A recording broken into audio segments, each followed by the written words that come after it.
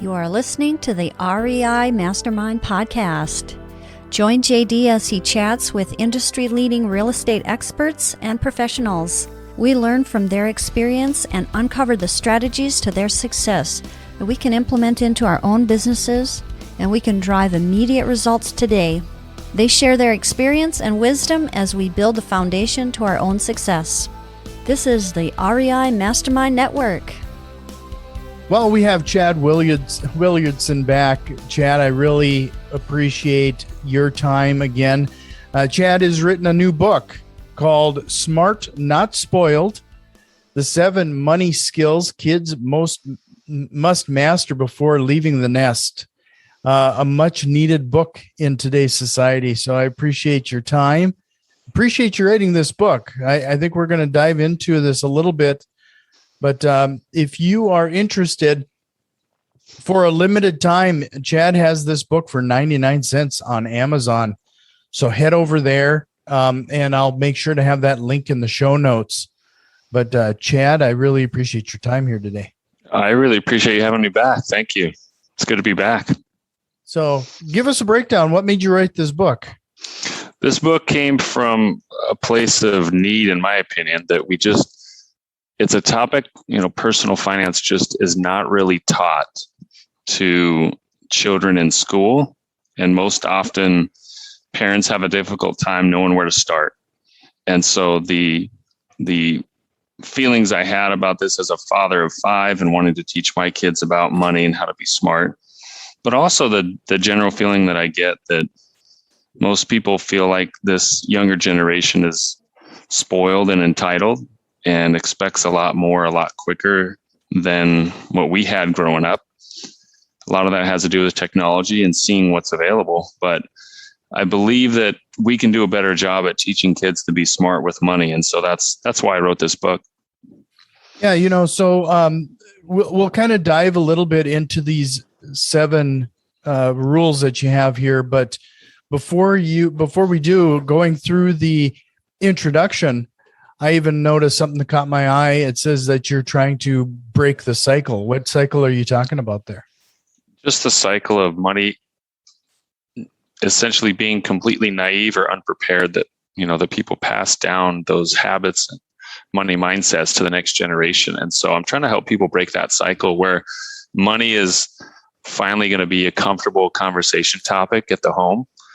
At the kitchen table, people will be comfortable talking to their parents and asking financial questions, and kids even in middle school or younger will have a little bit of a sense of what money is and how to earn it and what it means. And so that's a cycle that we need to break. That one of the studies I cited in the book shows that parents are more comfortable talking to their kids about drugs and sex than money.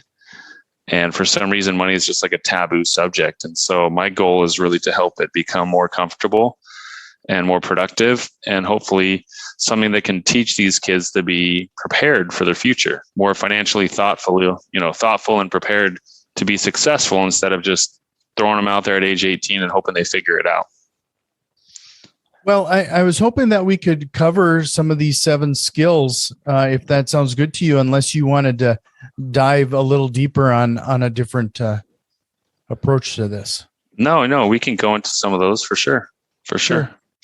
So the one of them is that I think we all have heard this, but it's interesting how it's ignored.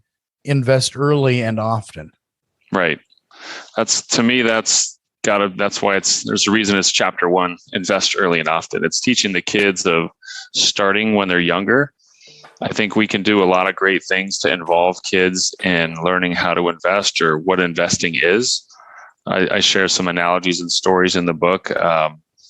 There's a chart that shows the power of compounding.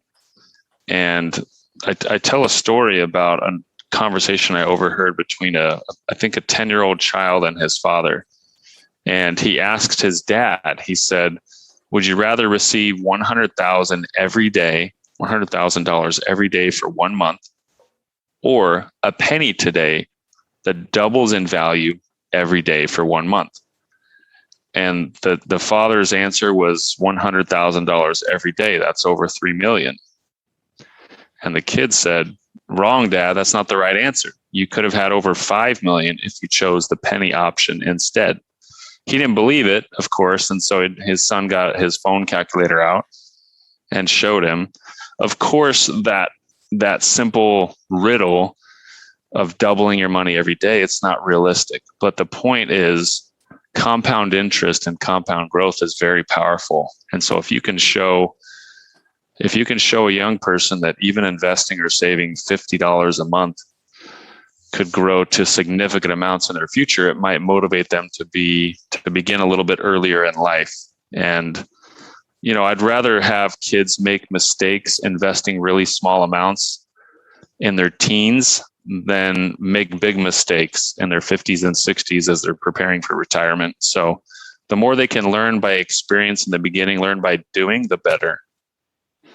Yeah, I don't know if they do this anymore, but when I remember being in high school, we used to have this, I think it happened my junior and senior year, where we would even take a fictitious amount of money and have to research the stock market and a few other things and actually see how our portfolios compared towards the end of the semester. I don't know if they do that type of thing anymore. I don't know. I have 2 kids in high school and I have not heard an assignment like that, but that would be a great exercise for sure. So the other thing is borrow wisely. This is especially interesting because Apple, of course, announced their new lineup just this week. So everybody's probably all excited about the new iPhones and everything. Let's get that put on the credit card, right? Yes, I talked a little bit about good debt versus bad debt, and there are a lot of different ways to look at debt. I have some clients who are very much into using debt and using leverage and borrowing to grow their wealth, and others are very anti-debt and they don't ever want to have debt. So if they buy a house, they're going to pay cash. If they buy a car, they're going to pay cash. And so my take is more balanced and somewhere in the middle. I think it's not reasonable to say borrowing is terrible and you should never borrow.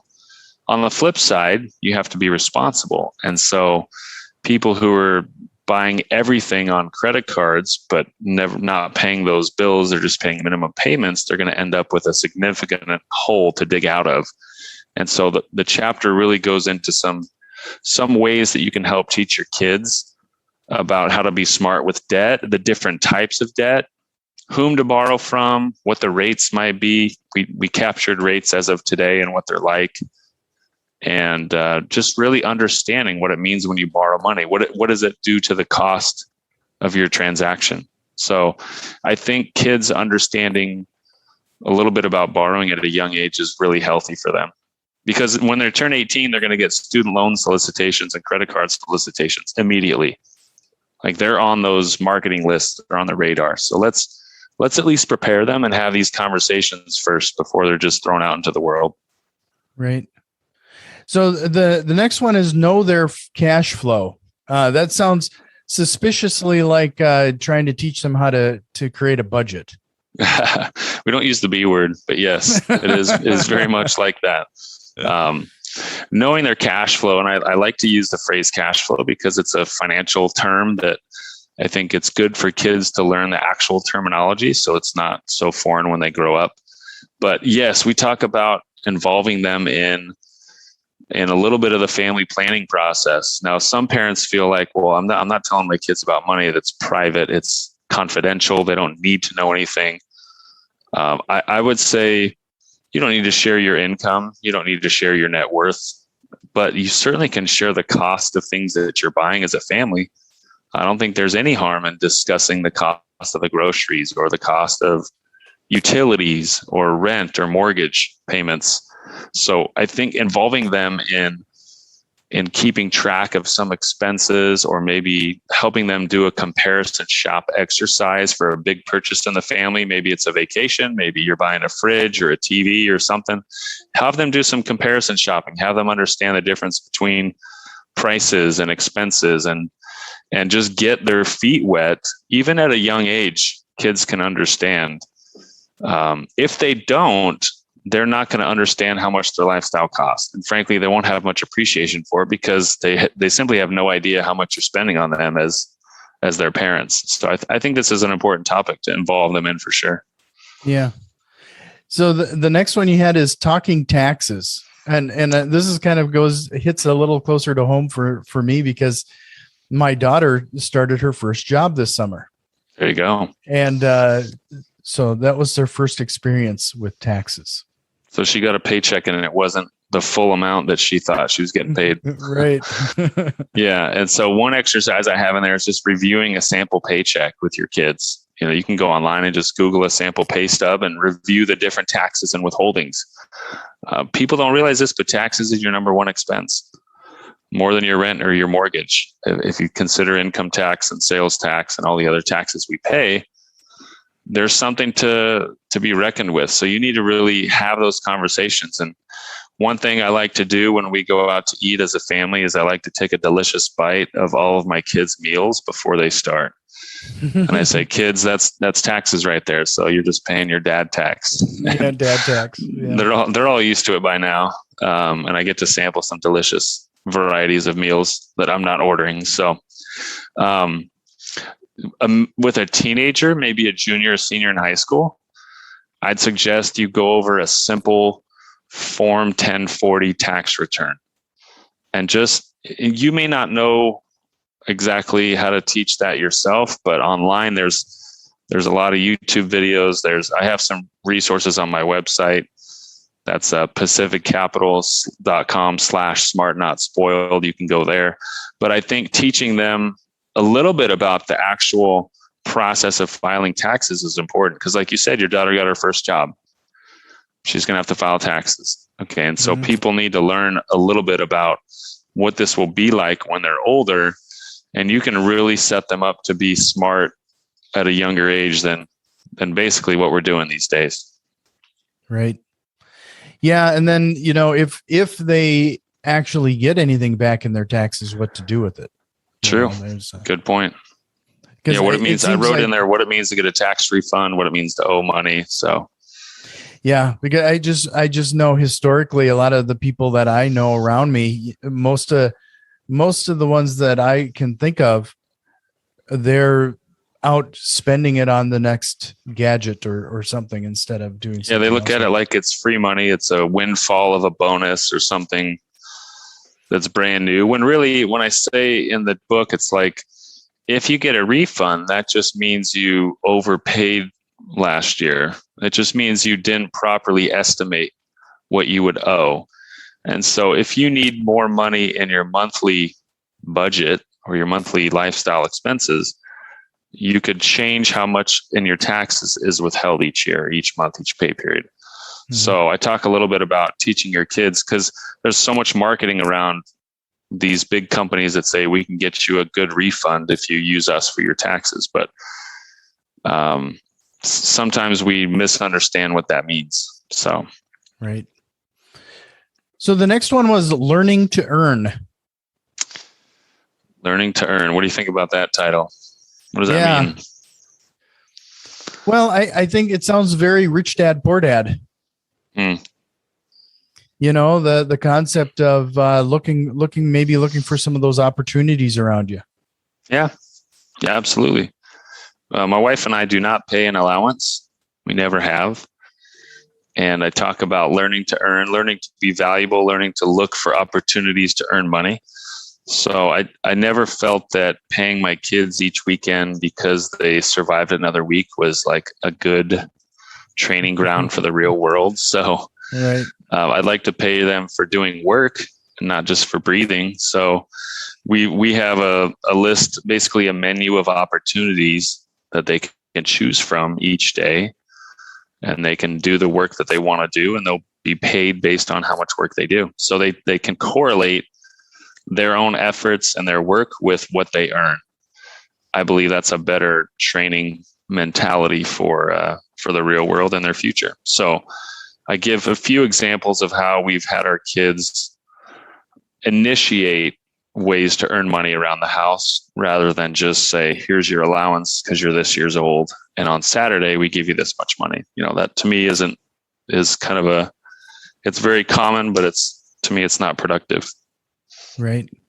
This is very old school to a certain extent. My family, we watch a lot of the old black and white TV shows. Andy Awesome. Griffith is one of them, for example.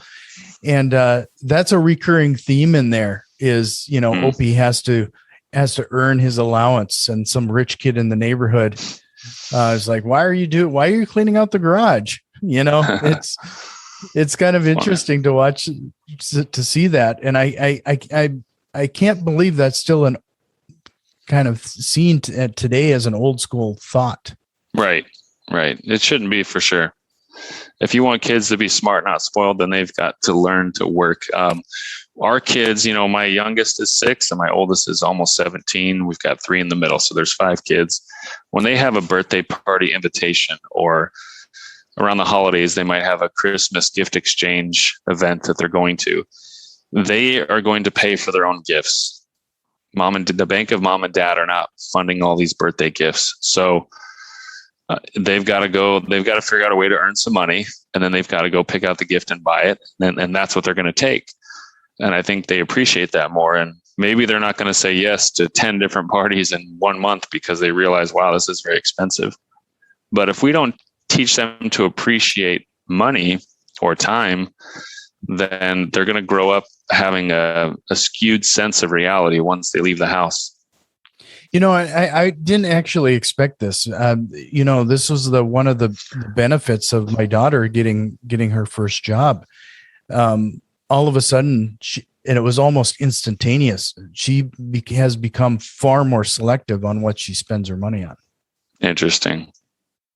So, because she sees that it's not just free money. She has to actually put in effort and time to earn it. So it's valued differently. So another thing that I think is interesting that you bring up in your next one is something that I think we really are missing: the concept of protecting who and what you care about. The concept of not saving a little money or putting a little money aside for emergencies seems to be the credit card again. Sure. Yeah, it's the mentality today is really, you only live once. It's that YOLO mentality of like, we'll figure it out later, just live in the moment. But I've seen in my profession, the last 19 years, I've seen too many instances where people were careless, families were unprepared. And when the emergency happens, it's too late. It's too late to prepare. So I just give a few examples and stories and ideas to teach your kids about being prepared and really doing things ahead of time to show that you care for those people in your life that matter, your family. So as you can see in the last 2 years, the world is unpredictable. And we had businesses shut down. We had people laid off. People couldn't go to work. And those who were prepared were able to get through that, and hopefully are still getting through that. But many people were not. Many people were spending every penny they had and borrowing to fund lifestyle needs or wants, essentially. And when the emergency happened, it was a bigger problem for those people. So I just encourage families to have those conversations about being prepared for the what ifs in life. Right. And then your last one is give generously. It's important. Yeah. I actually think, it's one of those things that it's a mindset shift more than anything else is that concept.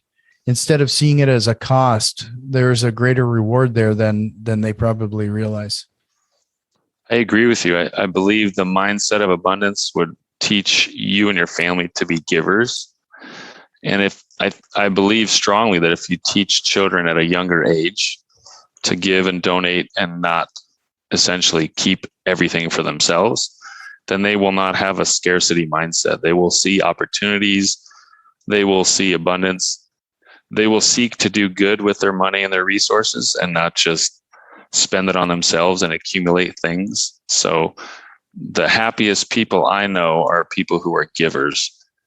And so in that chapter, I share a few exact specific examples of my own family and of friends or clients that have really incorporated their children in different ways of giving.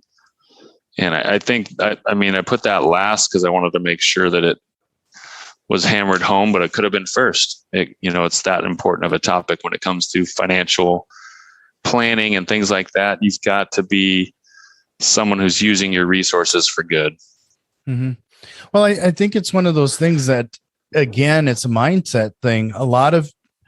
Unfortunately, I think there's a swath of the population who rely on our taxes to be that giving avenue that, in fact, frankly, it's spent mostly on bureaucracy. It doesn't actually do what you think it's doing. Yeah. Yep. Yeah. And we have clients who will actually involve their children in choosing local charities to give time to. So even if you can't give a lot of money, you can give time. I think that's more important with the kids. Yes, the kids can learn to give a portion of their earnings to charity, but even better, they can give a portion of their earnings and some time and effort in that charity. So if there's a fundraiser, 5K walk, or a cleanup at the park or something like that, where the kids can get out, donate a little bit of their own earned money and give some time and service, that really changes the mindset. And also it provides a great experience for the family together. Sure. Just to remind everybody again, we're talking about Chad's new book. It's called Smart, Not Spoiled. I'll make sure to have that link in the show notes to take you there. Take advantage of this. It's 99 cents right now. There's some great lessons here. But before we close this out, Chad, when you advise people regarding their finances, is this a topic that you frequent? Like, how does these conversations go with some of these parents? It's interesting. I hear about this topic so much that it moved me to write the book. So parents are constantly talking about how to teach their kids about money, or they don't want to spoil or ruin their kids by giving them too much or having too much. I hear that a lot as well. We recently had a client couple come in, and the husband said, I don't want to pay for any of my kids' college. And they had a big family. And he said, my parents didn't pay for me, and I had to work jobs in college, and it really helped me appreciate college. And I learned a lot. And his wife said, well, my parents paid for college so I could actually focus on the experience and the studies and not be distracted by making some minimum wage earnings. And then I got a job as soon as I graduated.